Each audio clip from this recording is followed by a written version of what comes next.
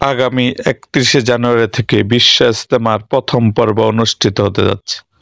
বিশ্ব ইজতেমার সার্বিক পরিস্থিতি নিয়ে ঢাকা বিভাগীয় কমিশনার ও গাজীপুর সিটি কর্পোরেশনের প্রশাসক শরফুদ্দীন আহমেদ শুক্রবার ১৭ জানুয়ারি দুপুরে বিশ্ব ইজতেমা ময়দানে সার্বিক পরিস্থিতি পরিদর্শন করেন।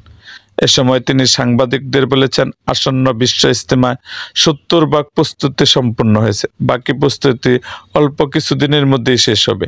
তিনি বলেন, ইজতেমার সার্বিক পরিস্থিতি তাবলিগ জামাতের শীর্ষ মুরব্বী যারা আছেন তারাই করে থাকেন, তবে তাদের চাহিদা অনুযায়ী আমরা তাদেরকে সরকারের পক্ষ থেকে সহযোগিতা করে থাকি। এক সময় তারা নিজেরাই সবকিছু করতেন।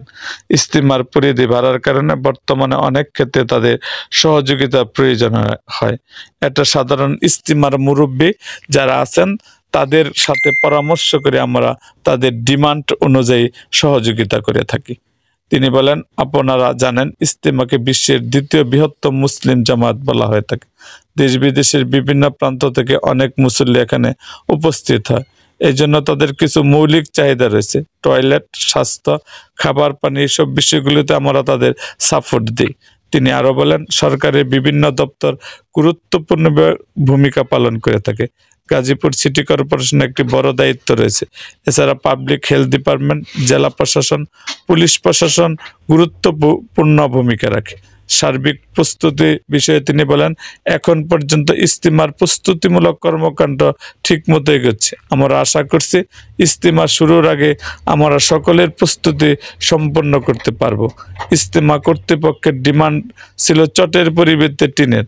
তাদের চাহিদা অনুযায়ী সে বিষয়ে উদ্যোগ নেওয়া হয়েছে। এছাড়া ইজতেমায় যাতে মুসল্লিরা নির্বিঘ্নে আসতে ও ইজতেমায় শেষে যেতে পারে সে বিষয়ে সরকার সচেষ্ট রয়েছে।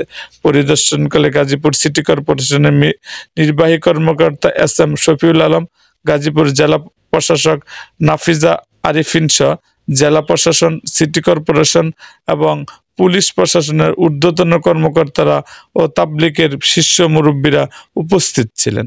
এরকম আরো ভিডিও পেতে এবং রাজনৈতিক অঙ্গনের নানা ঘটনা ও ইতিহাস জানতে আমাদের মুক্তাগাছার ইতিহাস মিডিয়া ইউটিউব চ্যানেলটিকে সাবস্ক্রাইব করুন এবং পাশে থাকা বেল আইকনটি বাজিয়ে দিন।